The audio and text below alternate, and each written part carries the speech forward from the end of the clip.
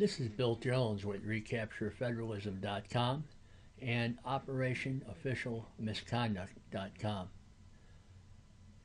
Today's podcast concerns the 4 steps of reaction to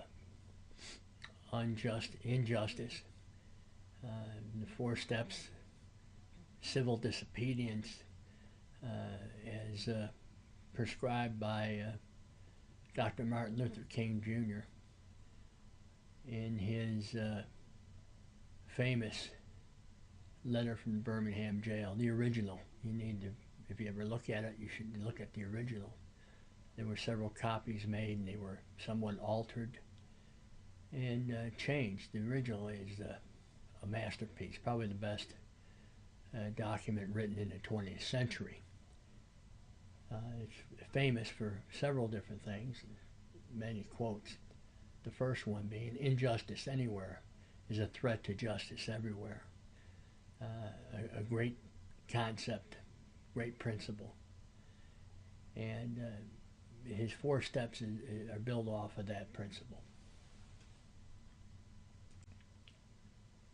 The 4 steps, and this is a quote from the Birmingham jail letter, Dr. Martin Luther King. This was his 4 steps.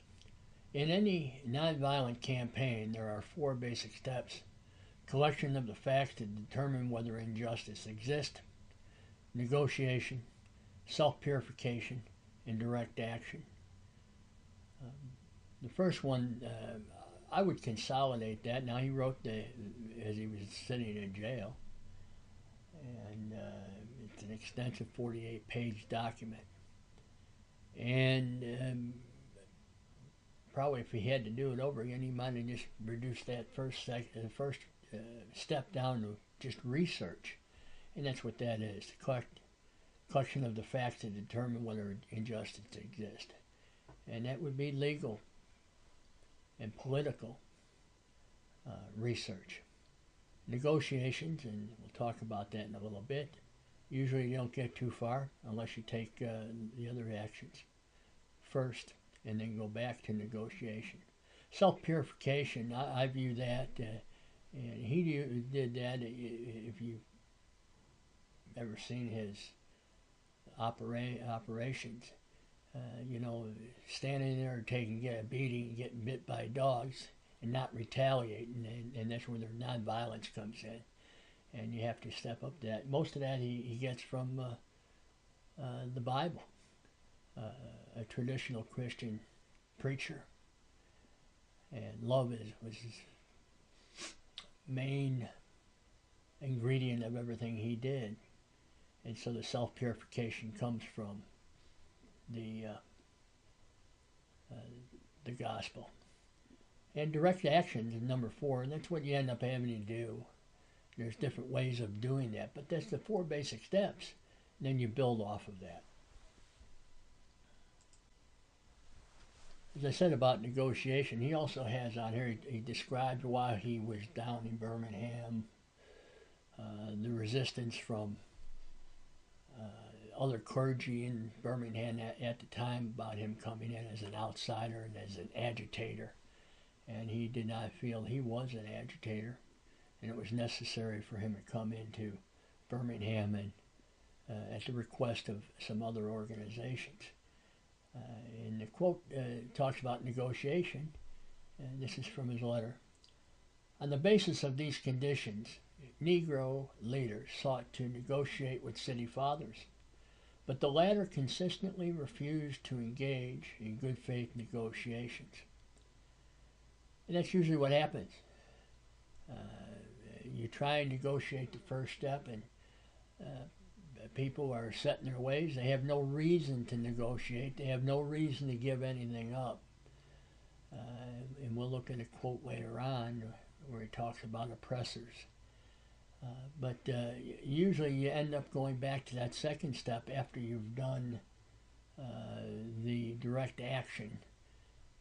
Action is taken, and then you to solve and to get rid of you as the person taking the action, they're willing to negotiate at a later time. And this is a quote directly as I was referenced just a little bit ago. We know through painful experience that freedom is never voluntarily given by the oppressor. It must be demanded by the oppressed. And that's the negotiation. The second step, that you end up having that as a fifth step, usually going back to it after you've taken action.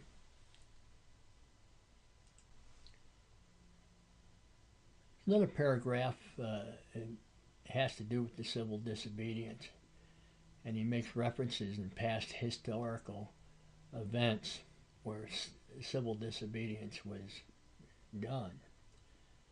Of course, there's nothing new about this kind of civil disobedience.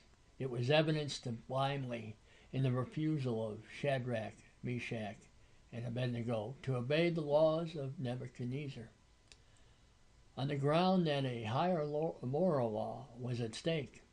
It was practiced superbly by the early Christians who were willing to face hungry lions and excruciating pain of the chopping blocks rather than submit to certain unjust laws of the Roman Empire. To a degree, academic freedom is a reality today because Socrates practiced civil disobedience. In our own nation, the Boston Tea Party represented a massive act of civil disobedience. Going through that, Shadrach, Meshach, and Abednego, they're standing up for God. Daniel chapter 3. And they stood up to King Nebuchadnezzar, who had he wanted to be a false god, violating the first commandment. He also had golden idols, wanted those golden idols worshipped. And those governors, Shadrach, Meshach, and Abednego, refused to do that because of the higher law that was at stake, the moral law. Christians, of course, persecution ever since the time of Christ, even up to today. That's our basic problem we have today. We have Marxism of religion, which rejects all other religions. And we have religious persecution today, even in our own country. Violations of the First Amendment. Then you have down here the Boston Tea Party. It's interesting, he mentions this in 1963. The Boston, or the Tea Party people would come later. We have Tea Party people now. And that's an act of civil disobedience. You do their civil disobedience through the electoral process, which is a good way to do it.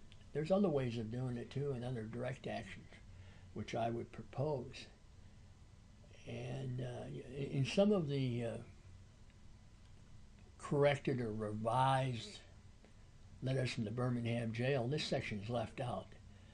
There are people on the left who do not want to talk about that. They don't want to talk about Christian abolitionists. They don't want to talk about the 364,000 Union soldiers who died for freedom. It is not conducive to their agenda of class struggle. And they don't want to talk about individuals and individual sacrifices.